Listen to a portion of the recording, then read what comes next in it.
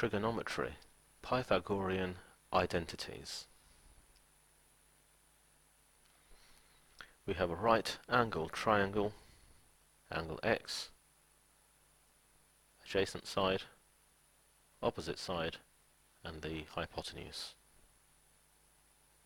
And we know through Pythagoras' theorem that we can state this.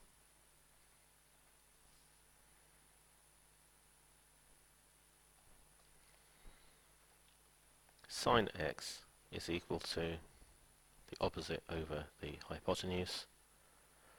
So sine squared x, so squaring both sides, will give you this.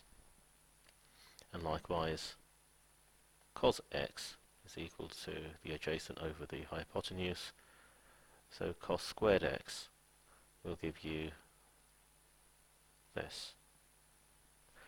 So if we add these two together, so we've got sine squared x plus cos squared x,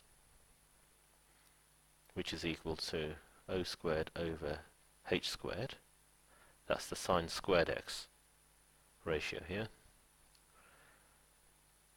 plus a squared over h squared, which is the cos squared x ratio here.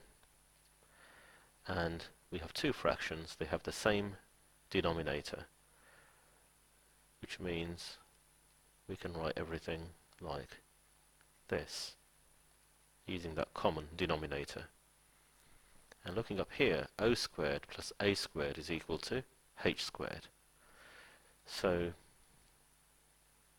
the numerator here is just h squared, which means if this is h squared and we're dividing by h squared, well, that's just equal to 1.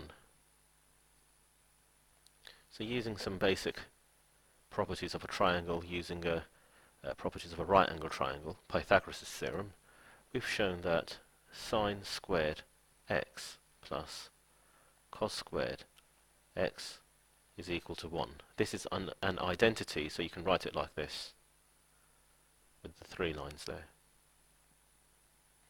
The difference between an equation and an identity is that an equation is only true, it only balances for certain values, but an identity is true for all values. So you can put any value of x you like here, and you will always get 1. So both sides are identical.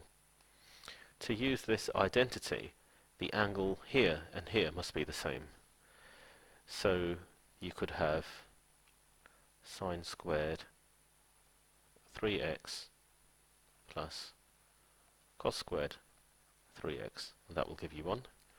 You could have sine squared x minus 20 plus cos squared x minus 20, and that gives you 1, because the angles here are the same and the angles here are the same.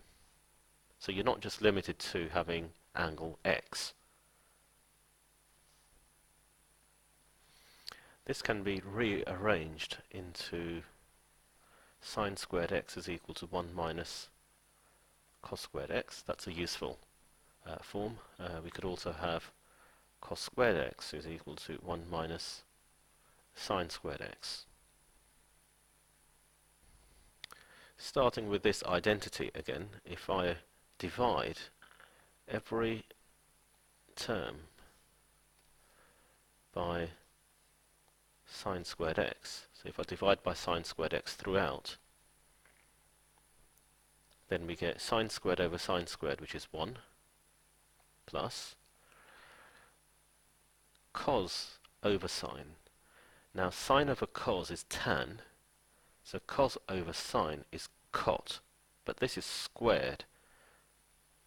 Cot squared x is equal to 1 over sine is cosec, but this is squared. Cosec squared x. So this is a very useful identity to memorize.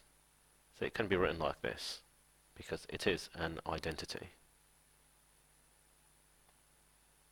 Starting with this again, if we divide this time by cos squared x throughout, so we have this, then sine over cos is tan, but this is squared.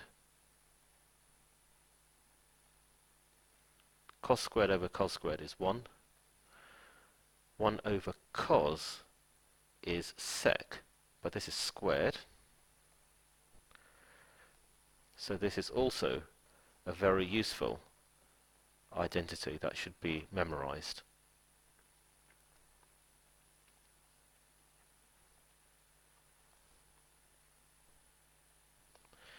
So there you have it, the Pythagorean identities, which you should memorize.